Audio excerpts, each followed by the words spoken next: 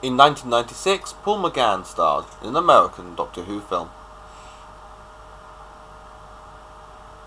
In 2005, Doctor Who exploded back onto our screens with head writer Russell T Davies and with Christopher Eccleston as the battle-starred Ninth Doctor and Billie Piper as companion Rose.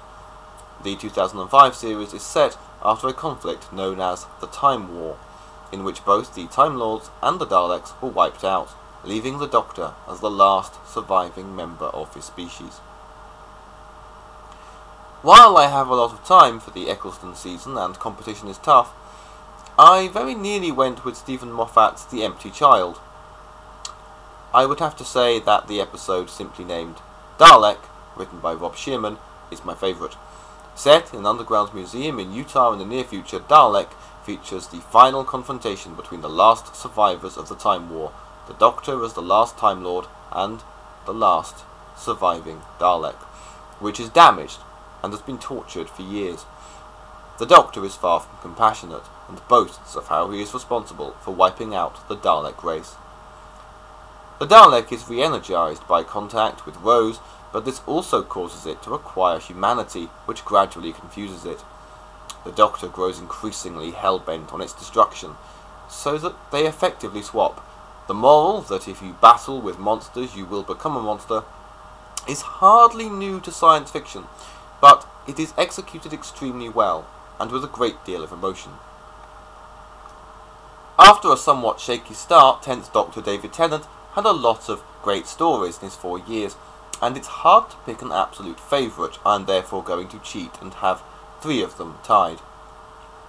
In chronological order, Human Nature / Family of Blood has the Doctor in 1913 believing he's an ordinary schoolteacher called John Smith, with memories of his life as a time traveller seeping into his dreams, which he writes as stories. His true self is in a fob watch, cloaked by a perception filter. Martha, both black and a woman, nearly a qualified doctor in the 21st century, has to adapt to the rules and attitudes of another era. Meanwhile, the Family of Blood, creatures who would naturally live only 3 months, can hijack human bodies and need a Time Lord to make themselves immortal. They have tracked the Doctor down, but cannot sniff him out while he is John Smith, an ordinary man, who can have things like marriage and children, things which elude the Doctor. This is among the most beautifully written and poetic Doctor Whos of all time, every moment, character and emotion captured perfectly, and with guest star Jessica Hines as Nurse Redfern, the best of the show's tragic love interests. Family of Blood ends with some spine-chilling scenes and is a must for any fan of good science fiction fantasy. However, as a starter episode to show a new viewer, it might be confusing, and perhaps something more standard, such as Gridlock, a slightly earlier Ten and Martha story, and Pretty Good With It, should come first to introduce the characters and the concept of the show. Broadcast straight after was Blink, voted Best New Series Episode by fans. It is so perfectly and neatly plotted with some deeply poetic scenes, and introduces the Weeping Angels among the best of the new series monsters, described as the lonely assassins and the only psychopaths to kill you nicely.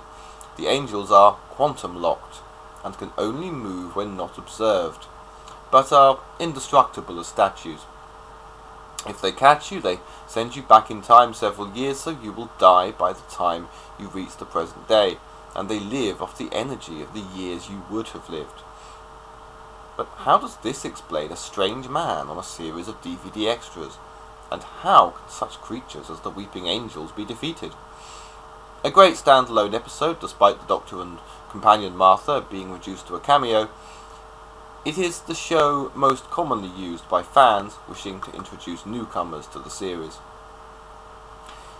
I will be controversial among fans one more time and say that the following season's Moffat script, Silence in the Library / Forest of the Dead, is every bit as good as Blink, despite featuring Catherine Tate as Donna, far from my favourite companion. The Doctor and Donna arrive in a futuristic library, which is unaccountably deserted until a group of archaeologists, headed by Professor River Song, a new character, arrive, and soon they are all up against a fearful enemy called the Vashta Nerada. Count The Shadows.